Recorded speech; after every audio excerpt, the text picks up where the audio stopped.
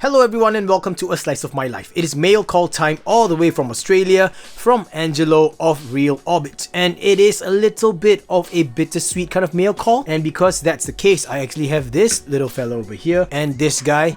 Check it out. This is the mini pressure bar and this is the pressure bar, and I will explain to you guys further in this video why this is a bittersweet mail call. But for now, let's crack this package open and see what's in store for us. Here we go.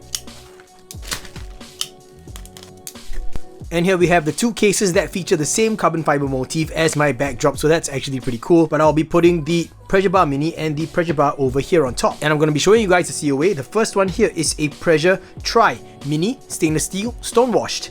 This one I purchased, and this one is actually a gift from Angelo himself. This is a pressure tri mini tungsten machine finish number 18, and the reason why he gave this to me, well, okay, it's part of the reason why this is a bittersweet video, so I'm going to keep this for slightly later. Okay, so let's put this right here so we will not forget about this. But here we go. This is the pressure bar tri, and I've been looking forward to this because I hopped on the pre-order after seeing renders of this, and I think it's a really cool looking tri. I mean, I am a fan of the pressure bar mini. So here we go, pressure tri.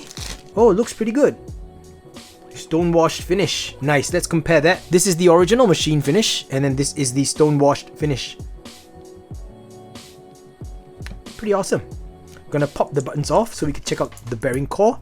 There we go. Press fit. Nicely done.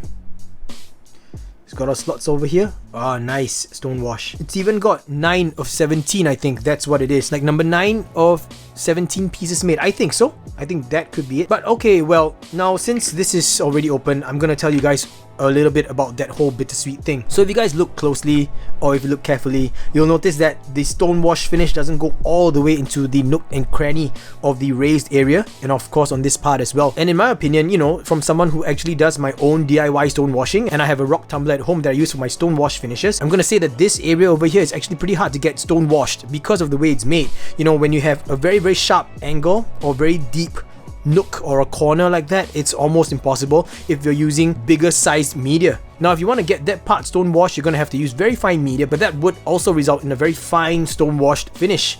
So if you want something slightly more aggressive like this, you guys can see the slightly larger, more aggressive stone wash marks there.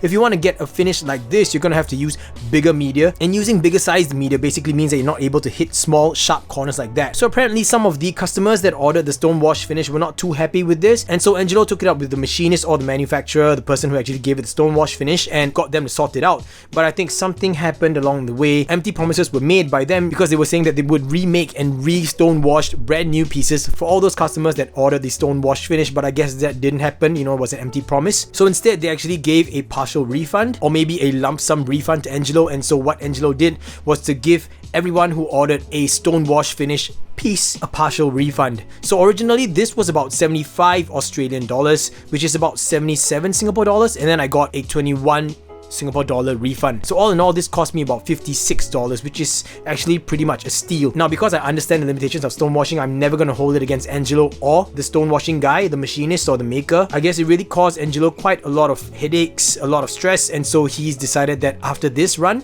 basically this run, he's just gonna take a break. And by taking a break, I mean like an indefinite hiatus, you know.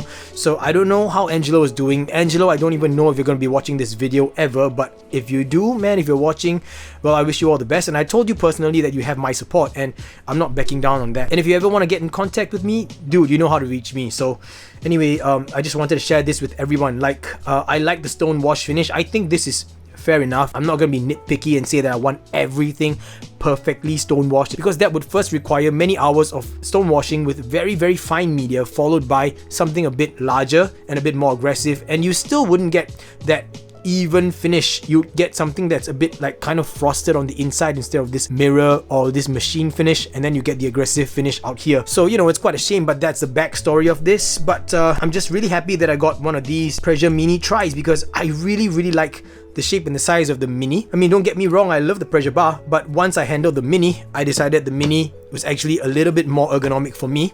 I really like it, and you guys already know. But then to have a tri version to just add to the family, I think this is really awesome. And so now I'm going to give this guy a very first spin out of the box. Oh, that's good. That's really nice. Check it out, guys. Super smooth. I love that whirring sound. That's just awesome. Oh, it's pretty darn fidgetable as well. Okay, this is surprising. I didn't think that this was going to be as fidgetable as it feels right now, because this part, you know, isn't really a finger hugger. It's just an angled notch, but it's quite comfortable. My finger can just sit in there quite comfortably like that. And it's really easy for pulls because, you know, the pressure bar initially already is easy for pulls, very comfortable, very ergonomic. And so that translates very, very well here. The proportions are done really well. So good job to whoever is the one that translated it from a bar to a tri. It could be Essen, I'm not so sure. If it's you, Essen, well, good job. If not, then whoever it is, good job. And this, oh, this is pretty comfortable too. That's nice. That's nice. So basically, it is a one-to-one in my opinion. A translation from whatever fidgetability the bar had, just a little bit more fidgetable because it is a tri version now. More hips, more notches, more areas for you to, I guess, restart your spin and just to regenerate that constant flicking. That's so cool. Yeah, jib jabs are pretty good as well. Nice, very, very well done. Oh, and that's cool. I can actually see the serial number outside of the buttons. So that's interesting. I've not really seen this like halfway covered by the buttons before on a spinner. Nice, interesting. This is the first spinner I actually have that features that kind of marking. But all in all, well done. On to this one over here. Since now you guys know the backstory, basically Angelo said he wanted to take a break and he was like kind of getting sick of the whole spinner thing. Because spinners are supposed to bring everyone joy, you know what I mean? Like it's supposed to be something to help to relax, calm down and bring joy to all of us. But because he got into the business of it, because he started to manufacture it, it was causing him more stress than anything else. And making spinners is actually a sideline of his. It's not even his full-time job. And so he decided he just wanted to take a break. He's had enough of it for now at least. I don't know if he'll ever come back, but I sure hope he does. But he reached out to me and said, you know what, Ben, do you want a tungsten machine version?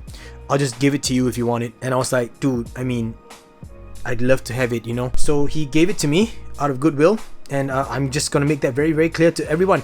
Angelo's been a great supporter of the channel. He's given so much, not just in support, but he's given so much to the channel in terms of products to review, things to look at, and very nice conversations as well that I've had with Angelo. He's a great guy, you know, so it's kind of hard to see him go. It's quite a bittersweet kind of thing. It's sweet because I'm getting all of this stuff, but it's bitter because it's just, I just wish it wasn't like that for him, you know what I mean? Like, I wish circumstances were a little bit better. Here we go. This is the, whoa, machine finished tungsten version. You could see a little bit of the patina going on the raised weights area here. I think the buttons are stainless steel. Just gonna pop the buttons off, and I think I'm right. The buttons should be stainless steel. Let's just compare that to this. Yeah, I think they are just standard stainless steel buttons. But this, the differences between tungsten and stainless steel are practically one-to-one. It's almost perfect. A little bit of machining marks here, so that's a little bit of, I guess, blemishes, you could say. You guys can see that circular milling marks here on the sides of the arms there. 2 on each arm. Let's flip it over. Yep, it's all present there. And this one is, it says here number 18, so this is 18 out of 20 pieces, so that's interesting. Stone washed stainless steel has a lower total number than the tungsten version, so that's interesting. I don't think there was a stone washed tungsten version, that's why. The tungsten version is making me scrutinize the stainless steel finishing a little bit more, but it looks like the machining is pretty much on point. Can't really spot the milling marks. A little bit more obvious here, but it's covered up very nicely by the stone washing, if that is actually covering anything up. But for the tungsten version, you could see the machining marks there, those milling marks on the outer edges. Once you pop the buttons back on, it's really not much of an issue. So tungsten, everyone, this weighs like almost double of the stainless steel tri. Here we go, first spin.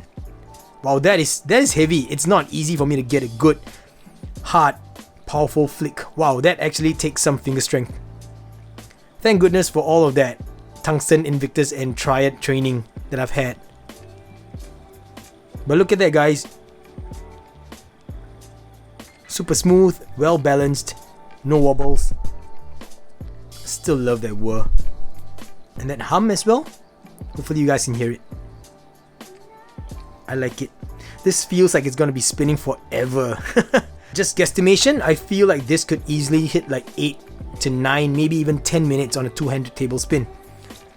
But yeah, I mean, This is the tungsten version, everyone, of the pressure bar Tri Mini.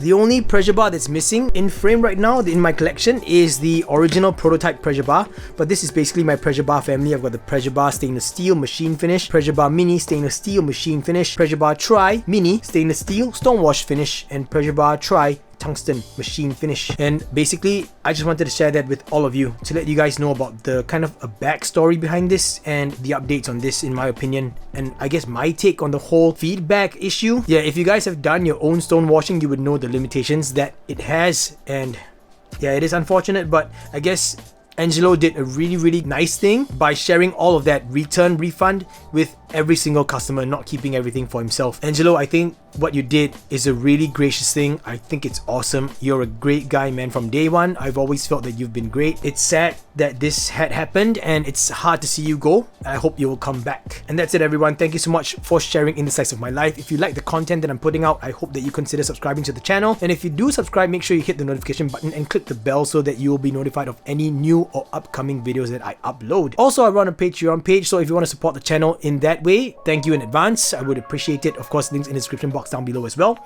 And I will put links to the Rail Orbit website in the description box down below. I don't know if that would make any sense. I don't know if you'll find anything there. Probably some inertia spinners, but if you're interested, go grab them. Thank you once again to Angelo for this. And this, once again, guys, I got the partial refund, so this cost me about 56 Singapore dollars, which should translate to about 45 to 48 US dollars. I like it. I mean, I've liked the pressure bar, so my verdict is that this is actually pretty darn fidgetable. I'm quite surprised. Fidgets very well, and this one is just a heavier version of that. Going by gut feel, this is like what, 220, 230 grams? I mean, don't quote me on that, but I'm just going by gut feel here. And basically, yep, I will catch all of you in the next slice of my life. Thanks again for watching, everyone, and thanks for sticking all the way throughout. And until then, everyone, gaga boost.